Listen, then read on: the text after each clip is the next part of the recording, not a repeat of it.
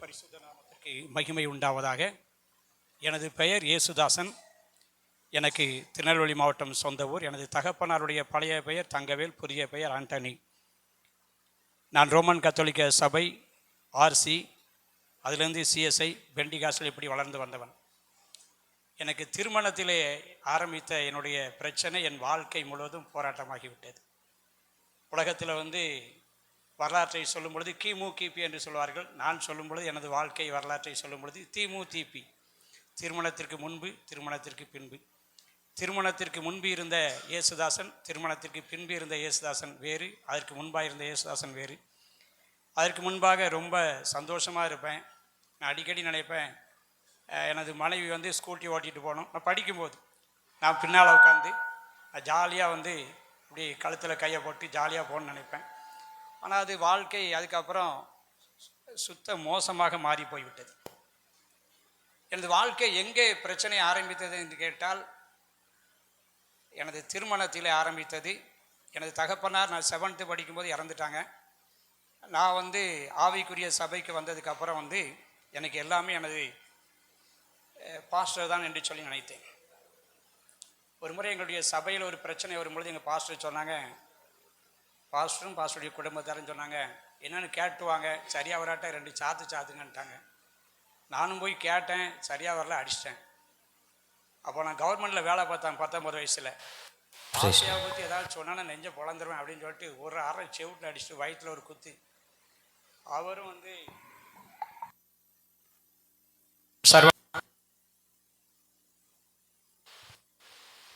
அவரும் government servant தான். அப்படிலாம் நிறைய. அடுத்த நாள் பேப்பரில் நெல்லையில் பரபரப்பு, பெந்தகோஸ்தே பாஸ்டர் அடியால் வைத்து அடித்தார், இளம்பெண் கடத்தல், கணவன் பரபரப்பு புகார்னு கொட்டை எழுத்தில் வந்துச்சு. நிறைய பிரச்சனையோடு நான் என்னுடைய வாழ்க்கையில் கடந்து வந்து கொண்டிருந்தேன். நான் எங்கள் அண்ணன் எங்கள் அம்மா 3 பேர் ஒரு பெண் பார்க்க போயிருந்தோம். ஆனால் அன்னைக்கு எனக்கு என்கேஜ்மெண்ட்டுன்னு எனக்கு தெரியாது. எனக்கு அன்றைக்கி என்கேஜ்மெண்ட் ஒரு கேம்பஸ்குள்ளே, ஒரு காம்பவுண்டுக்குள்ளே. எங்கள் அம்மா முன்னால் போகிறாங்க, எங்கள் அண்ணன் நான் பின்னால் போகிறேன். திடீர்னு அங்கே ஒருத்தர் வந்தார், மாப்பிள்ளை வாங்கன்னு சொல்லிட்டு கையில் ஒரு எலுமிச்சம்பழத்தை கொடுத்து கையை கொடுத்தாரு. அன்னைக்கோட ஜோலி முடிஞ்சு போச்சு.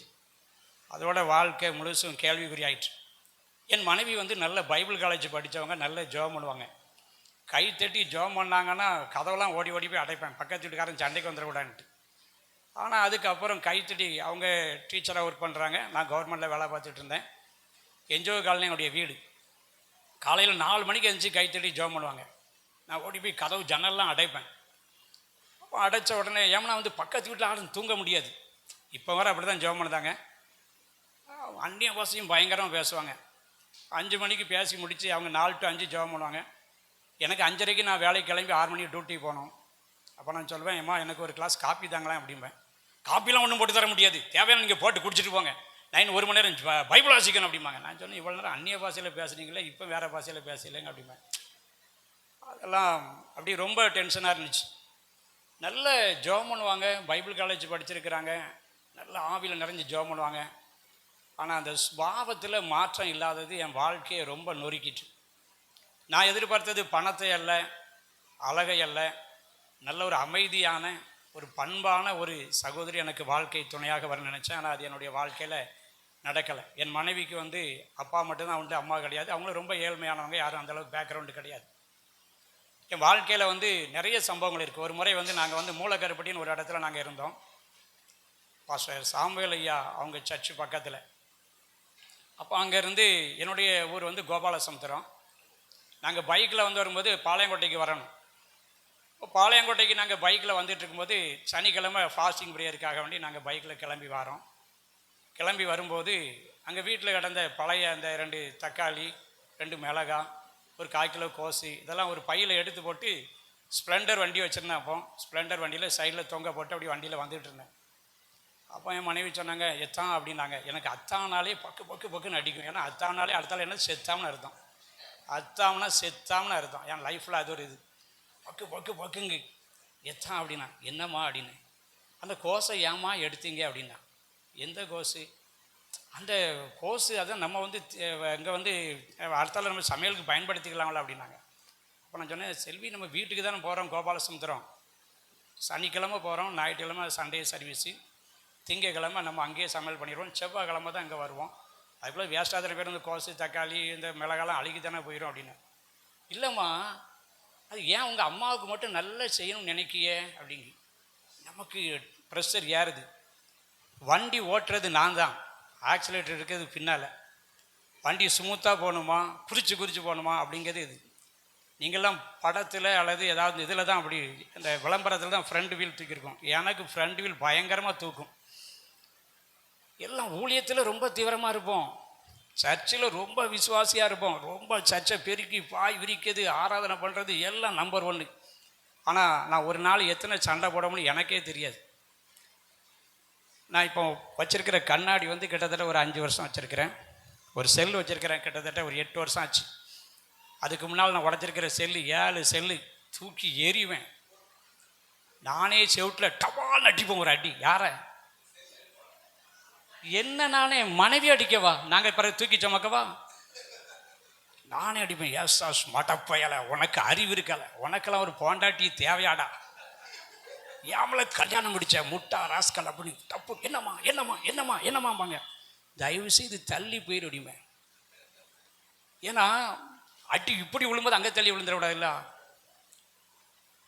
வாழ்க்கையில். அப்போ அந்த வந்து பைக்கில் வந்துட்டு இருக்கேன், அந்த 1/4 கிலோ கோசை ஏன் எடுத்தாங்க. அப்போ நான் சொன்னேன், செல்வி நம்ம தான் வந்து அடுத்தால செவ்வாய்க்கிழமை தான் இங்கே சமையல் பண்ணுவோம், அதுக்குள்ளே வேஸ்ட்டாக போயிருமோன்னு வந்துகிட்டே இருந்தேன். அப்படி 2-3 திருப்பி அத்தான் சேர்த்து பொழைச்சிட்டு வந்தேன். சர்ச்சுக்கு வந்தாச்சு. ஃபாஸ்டிங் ப்ரேயரில் கையை தட்டி ஜபத்தை பார்க்கணும். அந்நிய பாஷை ஒரே தங்குன்னு குதிக்கிறது. நான் தயவுசெய்து நீ எல்லோரும் மன்னித்துக் கொள்ளுங்கள், நான் நல்லா அந்நிய பாஷை பேசுவேன். ஆவியனுடைய நடத்துதல் ரொம்ப நான் விரும்புவேன், அது நடக்கிறேன். என்னுடைய எல்லாம் ஒரே ஜபம். 2.5 மணி நேரம் ஜபம் முடிச்சாச்சு. அடுத்தால பைக்கை எடுத்துகிட்டு வரும்போது ஒரு 5 நிமிஷம் கூட ஆகலை, ஒரு 1/2 கிலோமீட்டர் இருக்கும். எம்மா அப்படின்னாங்க. எம்மா, அதனாலும் சும்மா தான், அதெல்லாம் புரிக்கவே புரியலை. எம்மா நாங்கள் என்னப்பா அப்படின்னேன். எதுக்குப்பா அந்த 1/4 கிலோ கோசை எடுத்துகிட்டு வந்தீங்கன்னா? செல்வி எவ்வளோ நேரம் ஆச்சு? 2.5 மணி நேரம் ஆவியில் ஜபம் பண்ணியிருக்கேன். இந்த 1/4 கிலோ கோசை இல்லை, நான் அந்த காலத்தில் எவ்வளவு கஷ்டப்பட்டா தெரியுமா? சரி, கஷ்டப்பட்டாதுக்கு என்ன, இப்போ 2 பேரும் வேலை பார்க்குறோம், நல்லா தானே இருக்கோங்க. இல்லை உங்கள் அம்மாவுக்கு மட்டும் கொண்டு போகிறதுக்கு உங்களுக்கு பக்குன்னு துடிக்க. நான் சொன்னேன், செல்வி விடுப்பா அப்படின்னேன். எனக்கு ஆட்டோமேட்டிக்காக கண்ட்ரோல் மாறிட்டு. நான் சொன்னேன், இப்போ கண்ட்ரோல் மாறுது அப்படின்னேன். போர்டில் வந்து கண்ட்ரோல் மாறுதுன்னு. ஏம்மா கோவப்படுதீங்க? உங்கள் அம்மாவை சொன்னவொன்னே உங்களுக்கு சுர்றன்னு ஏறுதுனாங்க. ஏத்தாப்பில் சாத்தாங்குளத்துக்கு போகக்கூடிய ட்ரக்கர், நிறைய ட்ரக்கர் உண்டு. ட்ரக்கர் வருது, போதும் வாழ்ந்த ட்ரக்கருக்கு நேராக வண்டி போகுது. ட்ரக்கர்காரன் அப்படின்னு கீழே இறக்கிட்டு போனான்னு சொல்லேன். லூசு பையில மேலே ஏற்றி கொள்வன் தானே, நடு ரோட்டில் வந்தேன் அப்படிங்க. போயிட்டான். பைபாஸ், நாகர்கோவில் பைபாஸ் வருது, இன்ஜினியரிங் காலேஜ் பக்கத்தில். நல்ல வேலை பஸ் ஒன்று வரலாத உள்ளே விட்டுருப்பேன். பைபாஸ் தாண்டி அடுத்தால வருது. மறுபடியும் பேச்சு குறையலை. பேச்சு ஒரு மன்னித்து கொள்ளுங்கள், அழைக்கப்பட்ட தேவனுடைய மனிதனை அழிப்பதற்கு எப்படிலாமோ திட்டங்களை வச்சிருக்கிறான் சாத்தான். அப்போ வந்து வாங்கிட்டு ஒரு மிதி பிரேக்கை, ஃப்ரண்ட் பிரேக்கு கீழ்ச்சின்னு முடித்தேன். புது வண்டி இப்படி சரியுது. வண்டியை கீழே போட்டு இறங்கடி கையை திருப்பி குத்த பாருங்க. வெள்ளையும்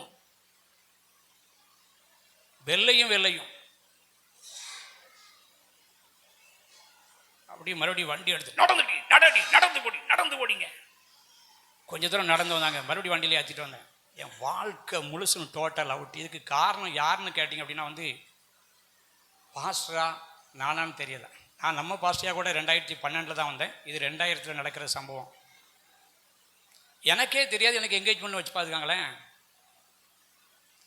எனக்கு கல்யாணம் முடிஞ்சு ஒரு 6 மாதம் கழித்து, நாங்கள் திசைவழியில் இருந்தோம். 6 மாதம் கழித்து சும்மா தற்செயலாக பேசிகிட்டு இருக்கும்போது, ஏம்மா எனக்கு பேர்த்டே வருது அப்படின்னாங்க. என்னைக்கு பேர்த்டேன்னு கேட்டேன். அவங்க பேர்த்டே வந்து அவங்க பேர்த்டேக்கும் என் பேர்த்டேக்கும் வித்தியாசம் 7 வயசு.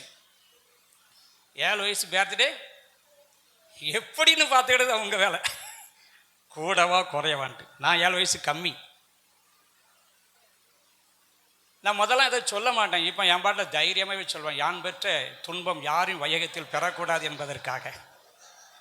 ஆமாம், நான் முழுக்க பாஸ்டர் தான் என்னுடைய ஆண்டவருக்கு அடுத்தபடியாக நம்பும்போது அப்போ எப்படி இருந்திருக்கணும்.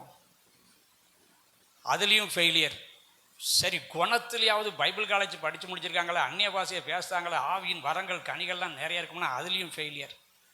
நான் கேட்டுக்கிட்டே இருப்பேன். என் ஒய்ஃபு இப்படி திரும்பி பார்த்தா எல்லாம் இந்த செங்கல் பூரா கீழே விழுந்து கிடக்கும். மிதிச்சுக்கிட்டே இருப்பாங்க என் ஒய்ஃபு சர்ச்சில். அப்படி வாழ்க்கை முழுசு ரொம்ப பிரச்சனையாக இருந்துச்சு, ரொம்ப போராட்டம். புது பஸ் ஸ்டாண்டில் வந்து அப்போ திருநெல்வேலியில் புது பஸ் ஸ்டாண்டு கட்டியிருந்துச்சு. பஸ் ஸ்டாண்டில் வந்து இருப்பேன். செகண்ட் ஷிஃப்ட் டியூட்டி முடிச்சு நைட்டு 10 மணிக்கு பைக்கை போய் எடுத்துகிட்டு, பைக்கை எடுக்க மாட்டேன், உட்காந்துருப்பேன். புது பஸ் ஸ்டாண்டில் உட்காந்து ஆவின் பால் வாங்கி குடிச்சிட்டு இருப்பேன். எந்த இடத்துக்கு புது பஸ்ஸு போகுதுன்னு பார்ப்பேன். எனக்கு பஸ்ஸு தமிழ்நாடு ஃபுல்லாக ஃப்ரீ. ஒரு வேளை வந்து அது சென்னை போகிற பஸ்ஸு அல்லது மதுரை போகிற பஸ்ஸு, நல்ல பஸ்ஸில் ஏறி உட்காந்து பாட்டு போடுற பஸ்ஸு. நானே பாஸ்டர் தான், நிம்மதி இல்லாமல் அலைஞ்சேன். நான் பாஸ்டர், நிம்மதியை பிரசங்கம் பண்ணுவேன், ஆனால் எனக்குள்ளே நிம்மதி இல்லை. அந்த சர்ச்சை விட்டு வெளியே வந்துட்டோம். அந்த சர்ச்சிலேருந்துலாம் வெளியே வந்துட்டோம். நிறைய பிரச்சனையாகி சர்ச்சை விட்டு வெளியே வந்து அப்புறம் வந்து தனியாக சர்ச்சு நடத்திட்டு இருந்தேன். ஆனாலும் நான் வீட்டுக்கு ஈஸியாக போக மாட்டேன்.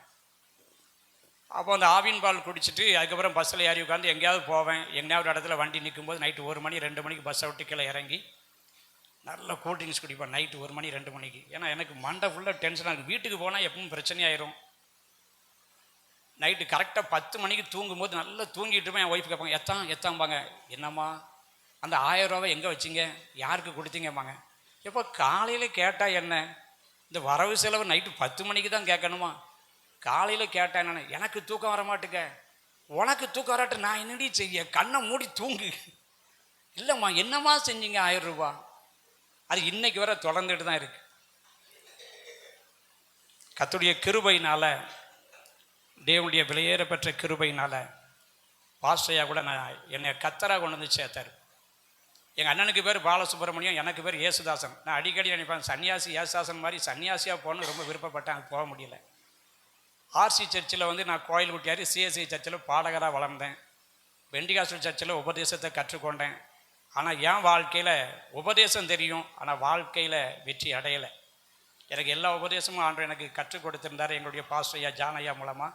ஆனால் என் தனிப்பட்ட வாழ்க்கையில் நான் வெற்றி உள்ள ஒரு வாழ்க்கை வாழ முடியலை. 2011 மாதத்தில் எதிர்பாராத சூழ்நிலையில் பாஸ்டர் மனோகர் ஐயாவை சந்திக்க வாய்ப்பு கிடச்சிச்சு. எங்களுடைய டேனியல் மணின்னு ஒரு அண்ணன் வேலை பார்த்தாரு. அவர் சொல்வார், டேய் எங்கள் பாஸ்டர் நல்ல பாஸ்டர்யா அப்படிம்பாங்க. அவங்க பாஸ்டர்யாவுடைய விசுவாசி. நான் சொன்னேன், சும்மா வாய முடிட்டு சும்மா இருக்கும் ஐயா, பாஸ்டர்லாம் நம்பவே கூடாது, கொன்னுருவாங்க ஐயா. அவங்களுக்கு தேவைக்கெல்லாம் பக்கத்தில் வச்சுருப்பாங்க. தேவை முடிஞ்சோன்னா அங்கே பார்த்து திரும்பி வாங்கி ஒரு மிதிச்சு ஓடி போயிரு அப்படிம்பாங்க. எங்கள் பாஸ்டர்யாவே சொல்லுவாங்க, மைட்டி நேம் ஆஃப் ஜீசஸ் பாப்பிசாசே அப்படிம்பாங்க. யாரை பார்த்து? என்னையை பார்த்து. எனக்கு எங்கள் பாஸ்டருக்கு மட்டும்தான் இது என்ன பிரச்சனைன்னு சொல்லி தெரியும், வேறு யாருக்கும் தெரியாது. அப்படிப்பட்ட நேரத்தில் எதிர்பாராத சூழ்நிலை அந்த சர்ச்சை விட்டு வெளியே வந்து தனியாக சர்ச்சை கவர்மெண்ட்டில் ரிஜிஸ்டர் பண்ணி 2 சர்ச்சை நடத்திட்டு இருக்கும்போது எதிர்பாராத சூழ்நிலையில் பாஸ்டர் மனோகர் ஐயாவை சந்திக்கக்கூடிய ஒரு வாய்ப்பை கர்த்தரே ஏற்படுத்தி இருந்தார். நான் எந்த இடத்துலையும் நானாக போனது கிடையாது. கர்த்தரா என்னை கொண்டு வந்து சேர்த்தாங்க. ஒரு நாள் மூலகர்பட்டியில் பைபிள் காலேஜில் பட்டமளிப்பு விழா கொடுக்கறதுக்கு பாஸ்டர்யா வந்திருந்தாங்க. மனோகரன் பாஸ்டர்யா முடிச்சுட்டு வரும்போது பாஸ்டர் ராஜன் பாஸ்டர் என்கிட்ட பேசினாங்க. பாஸ்டர் ஐயாவுடைய சன் என்கிட்ட பேசினாங்க. பாஸ்டர் எஸ் எங்கே நிற்கிங்க? நான் பஸ் ஸ்டாண்டில் நானும் என் ஒய்ஃபும் என் மகளும் இருக்கிறோம் அப்படின்னேன். எங்கள் கூட வாரீங்களா அப்படின்னாங்க. நாங்கள் 3 பேர் நிற்கமே அப்படின்னேன். பரவாயில்ல 3 பேர் பின்னால் யாரிகெல்லாம் வாங்க அப்படின்னாங்க. சரின்னு சொல்லிவிட்டு நான் நின்னேன். பாஸ்டர்யா வந்தாங்க. பாஸ்டர்யா வந்து அன்றைக்கி தான் முதல்ல பாஸ்டர் மனோகரையாவை பார்த்தேன். பிரைஸ்லார் பாஸ்டர் அப்படின்னேன். வண்டியில் ஏறிக்காங்க அப்படின்னாங்க. இப்போ வண்டியில் ஏறி வரும்போது எனக்கு ஒரு பெரிய ஆச்சரியம். பெரியவர்கள் சின்னவர்களை டோட்டலாக அற்பமாக நினைப்பாங்க, மதிக்கவே மாட்டாங்க. என்னுடைய குற்றச்சாட்டு, எனக்கு தயவுசெய்து நீங்கள் யாராவது மன்னித்து கொள்ளுங்கள், உங்களெல்லாம் நான் அப்படி இல்லை. அவங்க வந்து பிரைஸ்லாட் அப்படி, ஐயா பிரைஸ்லாட் பாஸ்டர்னா பிரைஸ்லாட் அப்படின்னு போவாங்க. அது எனக்கு வாழ்க்கையில் அது கண்டுபிடிக்கவே முடியல. என்ன பிரச்சனை எனக்கு தெரியலை. ஆனால் அன்னைக்கு பாஸ்டர் மனோகர் ஐயா வண்டியில் என்னையை கூப்பிட்டு உட்கார வச்சு பேசிக்கிட்டே வந்தாங்க. பாஸ்டர்யா சொன்னாங்க, என்ன செய்றீங்க அப்படின்னாங்க. நான் வேலை பார்க்குறேன், ஒய்ஃப் வேலை பார்க்குறாங்க, 2 பேரும் கவர்மெண்ட்டில் வேலை பார்க்குறோம் அப்படின்னோடனே, இப்போ ஒரு கார் வாங்கலாமா அப்படின்னாங்க. அப்போ என்னுடைய துணைவியார் சொன்னாங்க, இவர் எங்கே கார் வாங்குவார், ஏகப்பட்ட பேரை படிக்க வைக்காரு, ஏகப்பட்ட பேருக்கு செலவு பண்ணாரு, வீடு கட்டி கொடுக்காரு, கல்யாணம் முடிச்சு வைக்காரு, இவர் எங்கே கார் வாங்குவார் அப்படின்னாங்க. அது உண்மை. நிறைய இடத்துல படிக்க வச்சோம், நிறைய பேருக்கு உதவி பண்ணோம், இடம் வாங்கி கொடுத்தோம். எங்களுக்கு இடம் இல்லை, எங்களுக்கு வீடு இல்லை, ஆனால் மற்றவங்களுக்கு செஞ்சுக்கிட்டு இருந்தாப்போ சூழ்நிலையை பொறுத்து. 2 பிள்ளைகளை எடுத்து படிக்க வச்சுருக்கிறேன். ஒருத்தி வந்து பீகாரில் ஜேம்ஸில் அகஸ்டின் ஜெபகுமார்னு சிக்கரியா ஸ்கூலில் டீச்சராக ஒர்க் பண்ணுறாங்க. அவளுக்கு மேரேஜ் பண்ணி 2 பிள்ளைகள் இருக்காங்க, அங்கே இருக்காங்க. இன்னொருத்தர் ராமநாதபுரம் பக்கத்தில் இருக்கிறாங்க. 2 பிள்ளைகளுக்கும் A to Z செஞ்சு நல்ல கல்யாணம் முடிச்சு வச்சு நல்லபடியாக வச்சுருக்கிறோம். அதனால் என்னுடைய மனைவி சொன்னாங்க, இவர் குடும்பத்தெல்லாம் கவனிக்க மாட்டார், ஊருக்கு தான் எல்லாம் செய்வார். அதுவும் உண்மைதான். பாஸ்டியான்ட்ட சொன்னாங்க, இப்படி செஞ்சால் உங்கள் வாழ்க்கையில் நிம்மதியாக இருக்காது, சொந்த குடும்பத்தை நடத்த தெரியாதவன் தேவனுடைய சபையை எப்படி நடத்துவான் அப்படின்னு சொல்லிட்டு என்கிட்ட சில ஆலோசனைகள் சொன்னாங்க. அவங்க சொல்லக்கூடிய ஆலோசனைகள் எனக்கு வந்து ரொம்ப பிரயோஜனமாக இருந்துச்சு. அதனால் நான் வந்து 2012 2ஆம் தேதி ஜனவரி 2ஆம் தேதி பாஸ்டியாவை போய் பார்க்க போனேன். நாங்கள் ரோமன் கத்தோலிக்க சர்ச்சில் ஃபாதர் சந்திப்புன்னு ஒன்று உண்டு. அதே மாதிரி நான் இங்கேயும் போய் பாஸ்டியாவை கொஞ்சம் பழங்கள் வாங்கிட்டு நானும் என்னோட மனைவி பார்க்க போயிருந்தேன். அப்போ நான் பாஸ்டியாட்ட சொன்னேன், ஐயா எனக்கு இந்த பாஸ்டர்ஸ் மேலே நம்பிக்கையே இல்லாமல் இருந்துச்சு, உங்களை பார்க்கும்போது கொஞ்சம் எனக்கு கொஞ்சம் நல்ல மாதிரி தெரியுது. அதனால் நீங்கள் உங்கள் எங்கேயாவது போனீங்கன்னா உங்களுக்கு ஏதாவது வேலை செய்ய ஆள் தேவைன்னா என்னைய கூப்பிட்டு போங்க ஐயா, என்னை கூப்பிடுங்க ஐயா, நான் பை சுமக்க ஏதாவது உங்களுக்கு ஹெல்ப் பண்ணதுக்கு வருவேன் அப்படின்னு.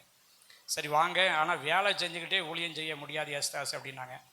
சரி பாஸ்டியா அப்படின்னா, எனக்கும் வேலை செய்யறதை விட ஊழியம் செய்கிறது தான் என்னுடைய அழைப்பு அப்படிங்கிறது எனக்கு ஏற்கனவே தெரியும். அப்போ பாஸ்டியா வந்து 2012 மார்ச் மாதம் என்னை கூப்பிட்டாங்க. ராஜபாளையத்தில் ஒரு கூட்டத்துக்கு வாரீங்களா அப்படின்னாங்க. வாரம் பாஸ்டர் அப்படின்னு. அன்னையிலேருந்து இன்னைக்கு வரை பாஸ்டியா கூட போயிட்டுருக்கிறேன்.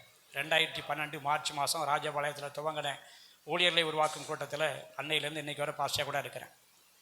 உண்மையிலேயே தேவன் என்னை நேசித்தபடினால பாஸ்டியாவோட சேர்த்து இன்றைக்கி உங்கள் மத்தியில் என்னை சாட்சி சொல்ல வச்சுருக்கிறாங்க. கர்த்தருடைய நாமத்திற்கு மகிமை உண்டாகட்டும். பாஸ்டியா கூட வந்ததுக்கு அப்புறம் அவர்களுடைய பிரசங்கத்தினாலும் நான் நிறைய மாற்றம் அடைந்திருக்கிறேன். முக்கியமாக சொல்ல போனால் அவருடைய ப்ராக்டிக்கல் அந்த செயல்பாடுகளில் நான் மாறி இருக்கிறேன். எனக்கு நிறைய பாஸ்டர்ஸை தெரியும், பிரசங்கம் வந்து அட்டகாசமாக இருக்கும், வீட்லேயும் அட்டகாசமாக செயல்படுவாங்க. அங்கே வேற அட்டகாசம், இங்கே வேற அட்டகாசம். இங்கே அடித்து பேசுவாங்க, அங்கே மனைவி அடிப்பாங்க. நானாவது என் கண்ணத்தை தான் அடிச்சிருக்கிறேன். நிறைய பேர் அவங்க மனைவியை போட்டு மிதிச்சிருக்காங்க அப்படிலாம் கூட நான் கேள்விப்பட்டிருக்கிறேன். இங்கேயும் அடிப்பாங்க, அங்கேயும் அடிப்பாங்க. அது வேற அடி, இது வேற அடி. ஆமாம், சாத்தான் காலின் கிடையாது, மனைவி வந்து சாத்தான் கிடையாது. அப்போ வந்து நான் பாஸ்டியா கூட போனதுக்கப்புறம் நான் பாஸ்டியாட்ட என்னுடைய பிரச்சனைகள்லாம் சொல்லிக்கிட்டே இருப்பேன். நானும் பாஸ்டியாவும் ஆரம்பத்தில் தனியாக தான் போயிட்டு இருந்தோம்.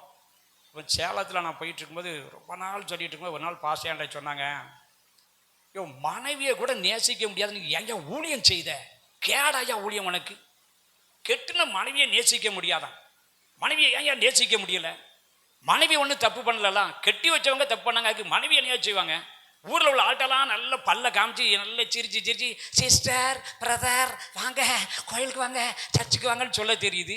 ஆனால் மனைவியை நேசிக்க முடியலையா, மனைவியை நேசிக்க முடியாத ஏன் ஊழியம் செய்த அப்படின்னாங்க. அப்படியே அமைதியாயிட்டேன். மனைவியை நேசிக்க ஆரம்பியா அப்படின்னாங்க. சரி பாஸ்டையா அப்படின்னு சொல்லிட்டு கொஞ்சம் கொஞ்சம் என்னுடைய சிந்தனையை முதல்ல மாற்ற ஆரம்பித்தேன். இந்த ராமநாதபுரத்துக்கு மீட்டிங் போகும்போது இலாகி ஸ்டோர்னு ஒன்று உண்டு. ஃபஸ்ட்டு அங்கே தான் மீட்டிங் நடந்துச்சு, மேலே மாடியில் பக்கத்தில். அந்த இலாகி ஸ்டோருக்கு போய் 10 ரூபாய்க்கு சீரக டப்பா, கடுகு டப்பா, என் மனைவிக்கு என்னெல்லாம் பிடிக்குமோ அதெல்லாம் வாங்கிட்டு வருவேன். திருநெல்வேலியில் அல்வா வாங்கி கொடுத்து ஏமாற்றுவாங்கன்னு சொல்லுவாங்க, உலகத்தான் மல்லிகைப்பூ கொடுத்து ஏமாற்றுவான்னு சொல்லுவாங்க. நான் மனதார மனைவியை நேசிக்க ஆரம்பித்தேன். சில டப்பாக்கள், சின்ன சின்ன டப்பா, சடமாட்டி, பின்னு இதெல்லாம் வாங்கி கொண்டு கொடுக்க ஆரம்பித்தோன்னே என் மனைவிக்கு கொஞ்சம், எம்மா இதெல்லாம் எப்படி உங்களுக்கு புத்தி இப்படி வேலை செய்யுதுனாங்க. சரி எப்படியோ வேலை செய்யுது அப்படின்னு சொல்லி குடும்பத்தில் கொஞ்சம் கொஞ்சம் மாற்றங்கள் வர துவங்குச்சு. என் மனைவியை நேசிக்க ஆரம்பித்தேன். நான் வளர்ந்து வந்த பாதையில் என்னை யாருமே எனக்கு தூக்கி விடலை. நல்ல ஒரு பாட்டு படிப்போம், தூக்கி விட யாரும் இல்லை, உதவி செய்ய யாரும் இல்லை, உங்களை தான் நம்பி இருக்கிறேன் அப்படின்ட்டு. என்னை யாரும் தூக்கி விட்டதா எனக்கு சரித்திரம் தெரியலை. ஆசிரியர் மனோகரனையா எனக்கு நல்ல ஆலோசனை சொல்லியிருக்கிறாங்க, நடத்தியிருக்கிறாங்க. ஆனால் அதுக்கு முன்னாடி நான் கடந்து வந்த பாதையில் என்னையால் நன்மை பெற்றவங்க நிறைய உண்டு. என்னையால் நன்மை பெற்றவங்க எனக்கு வந்து உதவி செஞ்சதா அது எனக்கு தெரியலை. தீமை நிறைய செஞ்சுருக்கிறாங்க. அப்போ நான் சொல்லுவேன், அவங்க அப்படி செஞ்சுட்டாங்க, இவங்க இப்படி செஞ்சுட்டாங்க அப்படிம்பேன். இப்போ பாஸ்டியா சொன்னாங்க, ஏசாசி எல்லா தீமைக்கும் பின்னால் ஒரு பெரிய நன்மை இருக்குது, அது உங்களுக்கு தெரியுமா, எந்த தீமை ஆனாலும் அது நன்மைக்கு தான் கர்த்தர் வச்சிருப்பாரு அப்படிம்பாங்க. என் வாழ்க்கையில் ஒரு பெரிய மாற்றம். இன்னொரு காரியம் சொன்னாங்க, மனுஷன் உங்களுக்கு தீமை செய்ய நினைத்திருந்தாலும் கர்த்தர் நினைச்சிருந்தா அதை தடுத்திருக்க முடியாதா. உங்கள் மனைவி உங்களுக்கு பிடிக்காமல் இருந்தாலும், பாஸ்டர்கள் வந்து அதை வந்து செய்ய நினைச்சிருந்தாலும் கர்த்தர் நினைச்சிருந்தா அதை தடுத்திருக்க முடியுங்களா. அப்போ கர்த்தர் தான் உங்களுக்கு இந்த வழியில் நடத்துகிறார் அப்படிங்கிறத நீங்கள் புரிந்து கொள்ளணும் அப்படின்னாங்க. அதுக்கப்புறம் என்னுடைய வாழ்க்கையில் இந்த தீமைகள் சொல்கிறத வந்து நான் படிப்படியாக விட்டுட்டேன். அதை விட ஆரம்பித்தேன்.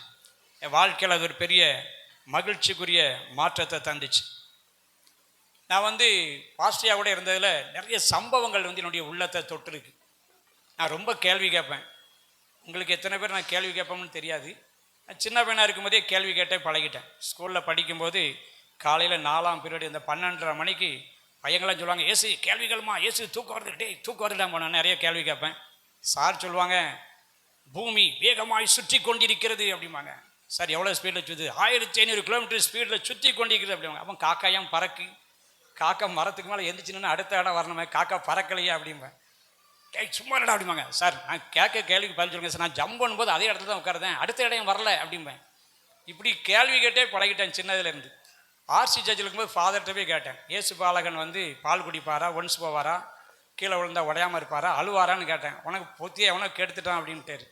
இப்படி கேள்வி கேட்டே வந்ததுனால இப்போவும் அந்த கேள்வியை தான் கேட்குறேன், நல்லபடியாக கேட்குறேன். அப்போ அதுக்கு பின்னால் வந்து பார்த்தீங்க அப்படின்னா வந்து பாஸ்டியா கூட அவங்களுடைய செயல்முறை வந்து என்னை மாற்றிச்சு. ரொம்ப சாஃப்டாக இருப்பாங்க. ஒரு நாள் பொன்முடி பாஸ்டருடைய அக்கா வீட்டில் நாங்கள் மாடியில் தங்கியிருந்தோம் ராமநாதபுரத்தில். நான் பாஸ்டியா கூட வர ஆரம்பித்த உடனே வீட்டிலேருந்து நாங்கள் பேட்டையிலேருந்து கிளம்பும்போது எங்கள் கையில் வந்து ஒரு எல்லா பேக்கும் என் கண்ட்ரோலில் தான் இருக்கும். அவங்க பேட்டை சர்ச்சில் எடுக்கக்கூடிய இந்த ஊழியர்களை உருவாக்கும் உன்னத ஊழியத்துக்குன்னு ஒரு காணிக்கை எடுப்பாங்க. ஒரு 5000 ரூபா 6000 ரூபா வரும். அந்த காணிக்கையாண்ட தந்துடுவாங்க. மற்ற எங்கெங்கே காசு கொடுக்கணும் வைக்கணும், சாப்பாடு கொடுக்கறது வைக்கிறது, காணிக்கை அந்த கவரெல்லாம் என் கையில் தான் இருக்கும். அதெல்லாம் நான் ஒரு பேக்கில் வச்சுருப்பேன். ராமநாதபுரத்தில் நாங்கள் ஒரு கடையில் வந்து கீழே இறங்கி கடை தெருவில் வந்து ஒரு பேக்கு தைக்கிறதுக்காக வந்து அங்கே ஒரு கடைக்கு உள்ள பேக்கெல்லாம், அந்த பேக்கை எடுங்க, நாங்கள் டிக்கியை திறந்து பேக்கை எடுத்து வெளியே வச்சுருந்தேன். அது ஒரு முஸ்லீம் கடை, ஒரு இஸ்லாமிய நண்பருடைய கடை. அவர் வந்து அந்த பேக்கை வந்து அளந்து பார்த்துட்டாங்க. அளந்து பார்த்ததுக்கப்புறம் கொஞ்சம் நாங்கள் கிளம்பியாச்சு. நாங்கள் கிளம்பி பொன்முடி பாஸ்டருடைய சிஸ்டர் வீட்டில் மாடியில் தங்கியிருந்தோம் ராமநாதபுரத்தில். பாஸ்டர் சொன்னாங்க, எஸ் சார் அந்த லேப்டாப்பை எடுங்கன்னாங்க. லேப்டாப்பை காணலை. மேலே பார்த்தா ரூமில் காணலை, கீழே வண்டி நிற்கு, வண்டியில் ஓடி போய் தான் வண்டிலையும் காணலை, இங்கேயும் காணலைன்னு சொல்லிட்டு எங்கடான்னு வச்சேன். அப்புறம் தான் ஞாபகம் வருது, கடையிலேயே பேக்கை விட்டுட்டு வந்துட்டோம். கீழே இறங்கி ஓடி வந்து பொன்முடி பாஸ்டருக்கு ஃபோன் அடிக்கேன். என்ன அப்படின்னாங்க, இப்படி அர்ஜென்ட்டாக போகணும், கடையில் பேக்கை வச்சுட்டு வந்துட்டேன் அப்படிங்கிறேன். தமிழில் பைக்கை கொண்டு போயிருக்காரு. இப்போ தமிழுக்கு ஃபோன் பண்ணுங்க. உடனே தமிழுக்கு ஃபோன் பண்ணி அவர் தமிழ் பாஸ்டர் வந்தார், பைக்கை கொண்டு கொடுத்தாரு. நாங்கள் 2 பேரும் பொன்முடி பாஸ்டர்னு வேகமாக போகிறோம். போய் அந்த கடையில் போய் நிற்கேன். எனக்கு வேத்து வடியுது. அந்த கடையில் போய் நின்ன உடனே அந்த இஸ்லாமிய சகோதரத்தில் கேட்டான், ஐயா அங்கே ஒரு பேக் வச்சுருந்தோம் அப்படின்னு. உங்கள் பேக்கா? இவ்வளவு நேரம் இங்கே தான் இருந்துச்சு அப்படின்னாரு. கடவுளே ஏசப்பா, நான் இப்போ தான் உள்ளத்துக்கு வச்சேன் அப்படின்னாரு. ஏசப்பா உமக்கு நன்றி ஆண்டவரே அப்படின்னு அந்த பேக்கை வாங்கினோம். ரொம்ப தேங்க்ஸியா, எங்களுக்கு திருநெல்வேலி ரொம்ப நன்றியா, ரொம்ப நன்றியான்னு 3 திருப்பி தேங்க்ஸ் சொல்லிட்டு பேக்கை எடுத்து பைக்கில் வச்சு வேகமாக வந்தாச்சு ரூமுக்கு. படியில் மேலே ஏறி ஓடுதேன். எங்கள் டிரைவர் அப்போ செல்வராஜன் ஒருத்தர் இருந்தார். அவர்கிட்ட நான் போகும்போதே சொன்னேன், பாஸ்டர் என்னை தேடுவாங்க, வெளியே போயிருக்காருன்னு சொல்லுங்கள், பேக்கை வச்சுட்டு வந்தான்னு சொல்லிடாதீங்க அப்படின்னு சொல்லி சொன்னேன். நான் பேக்கை தூக்கிட்டு மேலே ஓடுதேன். அவர்கிட்ட கேட்டேன், பாஸ்டர் தேடினாங்களா? ஆமாம் தேடினாங்க. என்ன சொன்னீங்க? பேக்கை விட்டுட்டு வந்துட்டாரு, எடுக்க போயிருக்காருங்க. நான் நினச்சேன் இவர் பெரிய உண்மையாக தான் சொல்லுவார், போகிறமையா அப்படின்ட்டு பேக்கை தூக்கிட்டு ஓடுதேன். ஓடி நைஸாக பயத்தோட பேக்கை பாஸ்டியா ரூம்லன்னு வச்சேன். எனக்கு என்ன தெரியுமா நினைப்பு வந்துச்சு, இன்றைக்கி செத்தோம் அறிவு கட்டவனை, ஒரு பேக்கை கூட பார்க்க முடியல, நீ எதுக்கு ஊழியத்துக்கு வந்துச்சா, உயிரை எடுக்க வரேன், எத்தனை பேர் எங்கள் கூட இருப்பாங்க, நீ எதுக்கு ஏன் ஊழியத்துக்கு வர, இதுக்கு தான் பொண்டாட்டி நல்லதையா ஜாஸ்திதான், வீட்டில் ஊழியத்துக்கு லாயக்கே கிடையாதுயா அப்படி தான் சொல்லுவாங்க. நான் நிறைய பார்த்துருக்கேன், கேட்டிருக்கேன். அதனால் எனக்கும் பாஸ்டியா அப்படி தான் சொல்லுவாங்க. பேக் கொண்டு வச்சோம்ல, பேக் கொண்டு வச்சோன்னே லேப்டாப் எடுத்து கொடுத்தேன். அவங்க பாட்டில் எடுத்துகிட்டு சரி எஸ் சாஸ் அப்படின்ட்டாங்க. நான் போயிட்டேன். எனக்கு பாஸ்டியா வந்து ஏன் அந்த பேக்கை வச்சிங்க என்ன யாருன்னு ஒன்றுமே கேட்கல. எனக்கு ரொம்ப ஆச்சரியமாக இருந்துச்சு. இன்றைக்கி டேட் வரை அதை கேட்கல. 2 நாள் கழித்து நாங்கள் சர்ச்சுக்கு வந்துட்டோம். எங்கள் சர்ச்சில் சண்டே சர்வீஸ் ரொம்ப பிரசங்கம் ரொம்ப தீவிரமாக போயிட்டுருக்கும்போது நான் பிரைஸ் தி லார்ட் ஹல்லேலூயா அப்படின்னு சொல்லிட்டு இருக்கேன். திடீர்னு ஒரு பையன் என்ன பண்ணிட்டான், கீபோர்டை பிடிச்சி, அவன் பேர் ஆமோஸு, கீபோர்டை கலட்டி அந்த சமயம் பார்த்து நைஸாக கீபோர்டை எடுத்து தூர நினச்சவன் இந்த லீடை பிடிச்சிட்டான். அது விங்கின்னு இறையலாம். எனக்கு கடுமையான கோபம். நல்ல தேவ பிரசன்னத்தில் இப்படி பண்ணிட்டான்னு சொல்லிட்டு அதில் டேய் ஆமோஸ் மூ, ஆமோஸ் முட்டாளுங்களுக்கு ஆமோஸ் மூ அப்படின்னோம்ல. எனக்கு ராமநாதபுரம் பேக்கு ஞாபகத்துக்கு வந்துட்டு டக்குன்னு ஆமோஸ் ஆமோஸ் ஆமோஸ் ஆமோஸ் கொஞ்சம் கவனமாக செய்யிடா, கொஞ்சம் உரமாக எடுத்துக்கிட்டா, ஆமோஸ் கத்த நல்ல ப்ரைஸ்லாம் அருமையான தேவ ஜனங்களே அப்படின்னு போயிட்டேன். அப்போ நான் ஆமோஸ் மூணுன்னா அந்த அப்படி நிப்பாட்டினது எது, பாஸ்டருடைய செயல், அவருடைய செயல் என் உள்ளத்தை அப்படியே தொட்டுச்சு. கர்த்தர் நல்லவர். ஆமோஸ் முட்டாளுங்கணும், அவங்க அம்மா என் பையன் தான் முட்டாள, என் பையனை எதுக்கு நீங்கள் கீபோர்டு போட வைக்கங்கணும், நாங்கள் போகமுல வேற சர்ச்சுக்குங்கணும், இது தேவைதானா? அப்போ ஆமோஸ் மூவ் ஆகாமல் நின்றுட்டு அப்படி இப்படி நிறைய சம்பவம். ஒரு நாள் பம்பாயில் நம்முடைய கிருபாசன சர்ச்சில் வந்து கன்வென்ஷன் நினைக்கிறேன், 3 நாள் மீட்டிங். நாங்கள் அங்கே முடிச்சுட்டு அடுத்த நாள் உடனே ஃப்ளைட்டு, எங்களுக்கு 2:30க்கு ஃப்ளைட்டு. பாஸ்டியாக சொன்னாங்க ஒரு 12:30 மணிக்கு எல்லாம் பேக்கெல்லாம் எடுத்து நீட்டாக செட் பண்ணிடணும் எஸ்எஸ் அப்படின்னாங்க. சரி பாஸ்டியா அப்படின்னு மேலே பேக்கெல்லாம் எடுத்து வரிசையாக அடுக்கி வச்சுருந்தோம். அடுக்கி வச்சுருக்கும்போது அதில் வந்து பம்பாயில் ஒரு சன்னியாசி ஒரு பாஸ்டியாக இருக்கிறாங்க, குறைஞ்ச வயசு தான், எலியாஸ்ன்னு நினைக்கிறேன் அவங்க பேர். அவங்க வீட்டில் அவங்களுடைய சகோதரி கருங்கோழி முட்டைலாம் தந்துருந்தாங்க. கருங்கோழி முட்டை எல்லாம் வரிசையாக அடுக்கி வச்சுட்டு நீட்டாக பெஞ்சில் அடுக்கி வச்சுருந்தோம். பேக்கெல்லாம் எடுத்து வச்சு க்ளீனாக செட் பண்ணி எடுத்து வச்சாச்சா? நாங்கள் எடுத்து வச்சுட்டோம் பாஸ்டியா அப்படின்னு. சரி கிளம்புவோம் அப்படின்னாங்க. பாஸ்டியா வந்து ஒன்று ஒன்றா எடுத்துகிட்டு இருந்தோம்ல, மேலே அந்த இதில் வந்து ஒரு பாட்டிலில் தண்ணி அடைச்சி வச்சுருந்தேன். அந்த பாட்டில் வந்து அப்படியே டொங்கின்னு கீழே விழுந்துட்டு, அந்த பாட்டிலு கொஞ்சம் என்னுடைய கவனம், என்னுடைய புத்தியினம் கீழே விழுந்துட்டு, நான் பெரிய நல்லவன்னு சொல்லலை, அறிவினம் கீழே விழுந்துட்டு. நான் நினச்சேன் சாதா இங்கே கடையில் வாங்காத பாட்டிலே கீழே விழுந்தால் உடைய மாட்டுக்கு, இது ஏர் ஏசியா ஃப்ளைட்டில் பறக்கும்போது வாங்கின பாட்டில், பறக்கும்போது வாங்கின பாட்டில் கீழே விழுந்தால் எப்படி உடையும்னு நினச்சேன். அது கீழே வந்து டோப்பு நினச்சி 2ஆக போச்சு. எனக்கு பக்குங்க, ஏன்னா ஏச்சு வாங்கியே நாங்கள் வளர்ந்துருக்கோம் எங்கள் பாஸ்டர் ஜானையாட்ட வந்து. அப்போ இது பாட்டில் உடஞ்சி போச்சுன்னொன்னே எனக்கு என்ன பண்ணனே தெரியலை. உடஞ்சிட்டா அப்படின்னாங்க. அம்மா பாஸ்டர்யா அப்படின்னு. மூடியை மட்டும் கலட்டுங்க. நாங்கள் மூடியை கலட்டுனேன். அது வந்து காரில் ட்ராவல் பண்ணி காரில் வேகமாக போயிட்டு இருக்கும்போது அப்படியே டாப்பை மட்டும் ஓப்பன் பண்ணி அப்படியே வாயை வச்சு குடிக்கிற ஒரு டைப்பில் உள்ள பாட்டில். மூடியை கலட்டுங்க. நாங்கள் மூடியை கலட்டுனேன். அங்கே வரிசையாக ஒரு 5-6 பாட்டில் இருந்துச்சு. அந்த பாட்டில் ஒன்று போடுங்க. நாங்கள் இதை கொண்டு போய் அதில் போட்டேன். சரியாக ஏறிச்சு. பாஸ்டியாக சொன்னாங்க சரியாக இருக்கா அப்படின்னாங்க. தண்ணி அடைச்சி பாருங்க. நாங்கள் தண்ணி அடைச்சி டக்குன்னு தலைகளை கவுத்து பார்த்தா தண்ணி லீக் ஆகலை. ஓகே சிஸ்டர் ஒரு பாட்டில் வேணுமே, ஐயா எடுத்துக்காங்க ஐயா அப்படின்ட்டாங்க. பாட்டில் எடுத்தாச்சு, தண்ணி அடைச்சாச்சு. எனக்கு அந்த டென்ஷன் படிப்படியாக கொஞ்சம் குறையுது. அப்போ நாங்கள் வந்து காரில் ஒன்று ஏற்றணும், வண்டி வந்துட்டு இருந்துச்சு. பம்பாயில் ஏர்போர்ட்டுக்குள்ளே போய் நான் வண்டியை தள்ளிக்கிட்டு போகிறேன் எல்லாம் வச்சு. பாஸ்டியாக வந்து செல்ஃபி எடுக்காங்க. பாஸ்டியாகவும் என்னையும் சேர்த்து பாஸ்டியாக செல்ஃபி எடுக்காங்க. எல்லாம் வந்தாச்சு. எல்லா லக்கேஜெல்லாம் போட்டுட்டு அடுத்தல நாங்கள் இந்த பக்கம் செக்கின்லாம் முடித்து உள்ளே வந்து போயிட்டு இருக்கும்போது பாஸ்டியாட்ட கேட்டேன், பாஸ்டியா பாட்டில் உடஞ்சிட்டுனா நிறைய பேர் அறிவு இருக்கா முட்டா போயலை ஒன்று எதுக்கு ஊழியத்துக்கு வரேன், உயிரை எடுக்கவா வரேன், இல்லை போய் தொலைய வேண்டிய தானே. அவர் சரியாக தான் நடத்திருக்காரு உங்கள் பாஸ்டர், உன் மனைவி சரியாக தான் கத்திரவனை கொடுத்துருக்காரு, உனக்கு அறிவு இல்லை அப்படின்னு தான் எல்லோரும் ஏசுவாங்க, நீங்கள் ஏசலையா அப்படின்னு. அப்போ அவர் சொன்னாங்க, ஏசாசு பாட்டில் உடஞ்சா வேற வாங்கிடலாம், உங்கள் இருதயம் உடஞ்சிட்டுனா அது சரிப்படுத்த முடியுமா அப்படின்னாங்க. என் கூட வருவீங்களா அப்படின்னாங்க. அதனால் பாட்டிலை விட நீங்கள் எனக்கு முக்கியம், உங்கள் இருதயம் எனக்கு ரொம்ப முக்கியம் அப்படின்னாங்க. நான் அப்படியே வீட்டுக்கு வந்தேன், யோசனை பண்ணி பார்த்தேன். என் மனைவியை இந்த இடத்துல வச்சு பார்த்தேன். எனக்கு வந்து என் மனைவி முக்கியம், பொருட்களை விட மற்ற எல்லா காரியத்தை விட என் மனைவி முக்கியம் அப்படின்னு நினச்சி என் மனைவியை நேசிக்க ஆரம்பித்தேன். இப்படி ஒவ்வொரு காரியத்திலையும் பாஸ்டரையாவுடைய பிரசங்கத்தினால மாத்திரமல்ல, அவருடைய செயல்களினாலும் நான் நிறைய தொடப்பட்டிருக்கேன். நிறைய பாஸ்டர்ஸ் வந்து, அதாவது என்னுடைய வாழ்க்கையில் நான் கடந்து வந்த பாதையில் என்னைய வச்சு அவங்க வளர்ந்தாங்க. எனக்கு சரியாக வழிகாட்டலை, எனக்கு சரியாக வழி நடத்தலை. என் வாழ்க்கையில் அவங்க எதையுமே எனக்கு சரியாக செய்யலை. ஆனால் பாஸ்டியா என்கிட்ட சொன்னது, முதல்ல சொன்னது, ஏசாசி நம்ம 2 பேரும் காரில் போனோம், ஏசாசி உங்கள் சொந்த காரில் என்னை கூப்பிட்டு போனோம் அப்படின்னாங்க. போயிரோம் பாஸ்டியாண்ணே 2-3 திருப்பி சொன்ன பாஸ்டியானாங்க. நீங்கள் ஏசுனார் வந்துட்டு போனதுக்கப்புறம் தான் காரே வாங்குவீங்கன்னு நினைக்கிறேன் அப்படின்னாங்க. சரின்னு சொல்லிட்டு முதல்ல ஒரு மாருதி கார், என்னுடைய தம்பி ஒருத்தர் மாருதி கார் வாங்கிருன்னு சொல்லிட்டு செகண்ட் ஹேண்டாக கார் வாங்கினோம். அது எனக்கு செகண்ட் ஹேண்ட் எனக்கு பிடிக்கவும் செய்யாது, எதுவுமே செகண்ட் ஹேண்ட் எனக்கு ஒப்பேறாது. 1 மாதம் வீட்டிலே விட்டுருந்தேன். அந்த காரை கொடுத்துட்டு புதுசாக குவீட்டு கம்பெனியில் 1000cc முதல்ல வாங்கினேன். அந்த காரில் தமிழ்நாடு முழுசும் பாஸ்டியாவும் நானும் போனோம். ஒரு 3 வருஷம் வச்சுருந்தேன். ஒரு 70,000 கிலோமீட்டர் ஓடணும். அந்த காரை கொடுத்துட்டு அடுத்த காரு இப்போ கிளான்ஸா டொயோட்டா புது காராக தான் எடுத்தோம். இப்போ அதுலேயும் நாங்கள் தமிழ்நாடு ஃபுல்லாக இடத்துக்கு போகிறோம். என்னுடைய வளர்ச்சியில் ரொம்ப கவனம் கொடுத்து பாஸ்டியாக செயல்படுறாங்க. நிறைய இடம் வாங்கி போட்டிருந்தேன் பாளையங்கோட்டையில், ஏகப்பட்ட இடம் உண்டு. ஆனால் வீடு எங்கே கட்டேன்னு எனக்கு தெரியலை. ஏன்னா சர்ச்சு பக்கத்தில் வீடு கட்டினா தான் ஊழியத்துக்கு நல்லா இருக்கும். ஆனால் வீட்டில் வந்து தாளிக்கும் போது சர்ச்சுக்கு வாசனை அடிச்சிச்சுன்னா பிரச்சனையாயிருமே நினச்சி சர்ச்சு பக்கத்தில் வீடு வைக்கிறதுக்கு எனக்கு பயமாக இருக்கும். இங்கே தாளிக்கிறது எங்கே போகும்ல, தாளிக்கும் போது அங்கே போயிட்டு ஒரு விசுவாசி கஷ்டப்படக்கூடாதுன்னு சொல்லிட்டு வீட்டுக்கு பார்க்க எங்கே வீடு கட்டணும்னு தெரியவே செய்யலை. ரொம்ப கஷ்டப்பட்டாங்க. 2 இடத்துல ஜெபம் பண்ணி க்ளோஸ் பண்ணியிருக்கு. அஸ்திவாரம் போடலை, கல் நட்டு பாளையங்கோட்டையில் நிறைய ரூபா செலவு பண்ணி வாங்கி செய்ய முடியல. ஆனால் பாஸ்டர் சொன்னாங்க, இந்த இடத்துல வீட்டை கட்டுங்க அப்படின்னாங்க.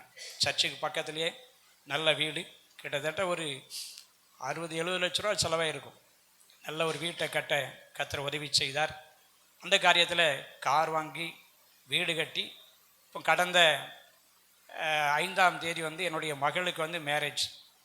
உண்மையிலேயே நான் ரொம்ப வீட்டில் போய் அழுதுட்டேன். ஏன்னா அவ்வளவு சிறந்த முறையில் கிட்டத்தட்ட ஸ்டேஜில் மட்டும் 46-47 பாஸ்டர்ஸ் இருந்தாங்க. கீழே ஒரு 50 பாஸ்டர்ஸ், ஏகப்பட்ட பாஸ்டர் வந்திருந்தாங்க. ரொம்ப நல்லா இருந்துச்சு. கல்யாண மண்டபத்தில் ஒரு கூட்டம்னா அதுக்கு சர்ச்சில் ஃபுல் ஸ்ட்ரென்த்து கிட்டத்தட்ட ஒரு 400-500 பேர் இருப்பாங்க. ஒரு அசைவு இல்லை. ஜீவானந்தம் பாஸ்டர், நம்ம கிருபாசனத்துலேருந்து நிறைய பேர் வந்திருந்தாங்க. ரொம்ப நல்லா இருந்துச்சு. இப்போ என் மேலே தனி கவனம் வைத்து என் வாழ்க்கையை அற்புதமாக வந்து அருமையான பாஸ்டரியா மூலமாக கர்த்தர் என்னை வந்து அற்புதமாக நடத்தி கொண்டு வருகிறார். இந்த நாட்களில் வந்து என்னை ஒரு தகப்பனை மாதிரி என்னை ஆண்டவர் வந்து அருமையான நம்முடைய போதகரையா மூலமாக என்னை உருவாக்கி கொண்டிருக்கிறார். இந்த நாட்களில் என்னுடைய ஊழியம் நல்லா இருக்குது. முதல்ல பாஸ்டரியா சொல்லுவாங்க, மாறுன்னு உன் மனைவியை பார்த்து நீ சொல்லாத, நீ மாறு உன் மனைவி மாறுவாங்க அப்படின்னாங்க. நான் மாறினேன், என் மனைவி மாறி இருக்கிறாங்க. நான் இன்னும் மாறலை. இன்னும் சில நேரத்தில் சில காரியங்களில் என் மனைவிட்ட பேசும்போது திரும்ப சொல்லும்போது ஆட்டோமேட்டிக்காக டென்ஷன் ஆயிடுது. ஆனால் இப்போ என்ன பண்ணிட்டோம்னா வந்து ரொம்ப மாறிட்டேன். நான் அடிக்கடி சொல்லுவேன், நானும் சன்னியாசியாக போக விருப்பப்படுறேன் அப்படிம்பேன். அவன் கல்யாணம் முடிச்சாச்சா அப்படிம்பாங்க. கல்யாணம் முடிச்சா சன்னியாசி அப்படிம்பேன். நேற்று கூட உண்மையிலேயே நான் ரொம்ப சந்தோஷப்படுறேன் இங்கே வந்ததுக்கு. நாங்கள் உட்காந்துருக்கோம்னு நினச்சேன். ஆண்டவரே, இதுவரை அப்படி வாழ்ந்தாச்சு, இனி சன்னியாசியாகவே வாழ்வாண்டவரே அப்படின்னு ஆண்டவர்கிட்ட ஒப்பு கொடுத்துருக்கிறேன். என் வாழ்க்கையில் பெரிய மாற்றம், என்னில் மாற்றம், என் குடும்பத்தில் மாற்றம், என் மனைவியில் மாற்றம், எங்கள் ஊழியத்தில் மாற்றம். கர்த்தர் எங்களை மகிழ்ச்சியாக நடத்தி கொண்டு வருகிறார். அருமையான போதகர் ஆவிக்குரிய தகப்பனார் டிடி மனோகரன் ஐயாவுடைய கரத்தில் என்னை கொண்டு வந்து நீ நல்ல பக்குவப்படுத்தியிருக்கிறார். நான் திடீர்னு ஏதாவது ஒரு பிரச்சனை வரும்போது அதில் பாஸ்டரியா எப்படி மூவ் பண்ணுவாங்க, அவங்க எப்படி பேசுவாங்க, என் திங்கிங் டக்குன்னு அங்கே தான் போகும். அதை நினச்சி அப்படியே நான் என்னுடைய வேகத்தை கட்டுப்படுத்தி கண்ட்ரோல் ஆக்கி இப்போ நிறைய காரியங்களில் சாஃப்டாக மாறி நல்லபடியாக வந்திருக்கிறேன். எனக்கு ரொம்ப பிடிச்சது வந்து நான் வந்து இந்த பூமியில் வந்து ஆவிக்குரிய நிலையில் வந்து 2 பேரை ரொம்ப அதிகமாக நான் வந்து கனப்படுத்திட்டு இருக்கேன். ஒன்று வந்து பாஸ்டர் மனோகரையா, 2 வந்து அன்புதாசன் ஐயா. அன்புதாசன் ஐயாவுக்கு முன்னால் வந்து நான் பாஸ்டர் மனோகரையாகிட்ட எப்படி இருப்பேனோ அதே மாதிரி அன்புதாசன் ஐயாவுக்கு முன்னால் கைகட்டி ரொம்ப பணிவாக இருப்பேன். அவங்கள எங்கள் சர்ச்சுக்கு ஒரு திரும்ப கூப்பிட்டுருந்தோம். அப்போ பாஸ்டரியா வந்து என்னை சில காரியங்களை கொடுத்து கொஞ்சம் பேசுனாங்க என்கிட்ட அன்புதாசன் ஐயா. அன்னைக்கு வந்து அது எனக்கு கொஞ்சம் ஐயா இப்படி பேசுகிறாங்க, தடபுட்டான்னு பேசுகிறாங்களேன்னு நினச்சேன். ஆனால் அவங்க பேசுனது எவ்வளவு நல்லதுன்னு இப்போ நான் நினைக்கிறேன். ஏன்னா அன்புதாசன் ஐயா எங்களுடைய சர்ச்சுக்கு கன்வென்ஷனுக்கு வந்த அதே நாளும் நாங்கள் வீடுக்கு அஸ்திபாரம் போட்ட அதே நாளும் ஒரே நாள். பாஸ்டரியாண்ட என்ன சொன்னாங்கன்னா, ஒன்று அதை செய்யும் அல்லது இதை செய்யும், 2யும் சேர்த்து போட்டு குழப்பக்கூடாது அப்படின்னாங்க. அன்றைக்கி 2யும் சேர்த்து நான் குழப்பினதுனால எங்கள் வீட்டில் எந்த டேபிள் எந்த பெஞ்சும் சரி ஒரு மூளையில் போட்டால் மூளை விட்டால் சரியாகவே இருக்காது. ஒன்று அங்கே சாஞ்சு கிடக்கும், ஒன்று இங்கே சாஞ்சு கிடக்கும். ஏன்னா நான் 2யும் சேர்ந்து செஞ்சதுனால. அன்புதாசன் எனக்கு ரொம்ப பிடிக்கும். கர்த்தர் நல்லவர். இந்த நாளில் வந்து உங்கள் மத்தியில் நான் கடந்து வந்து என்னுடைய சாட்சியை பகிர்ந்து கொடுக்க கர்த்தர் தந்த நல்ல கிருபைகளுக்காக, அருமையான பாஸ்டர் அவர்களுக்காக, நம்முடைய ஸ்தாபனத்திற்காக, கிருபாசனம் ஸ்தாபனத்திற்காக அனைவருக்கும் நன்றியை செலுத்துகிறேன். கர்த்தர் நல்லவர். அருமையான போதகரையா டிடி மனோகரன் அவர்களுக்கும் எனது நன்றியை தெரிவித்துக் கொள்கிறேன். கர்த்தர் நல்லவர். Thank you pastor.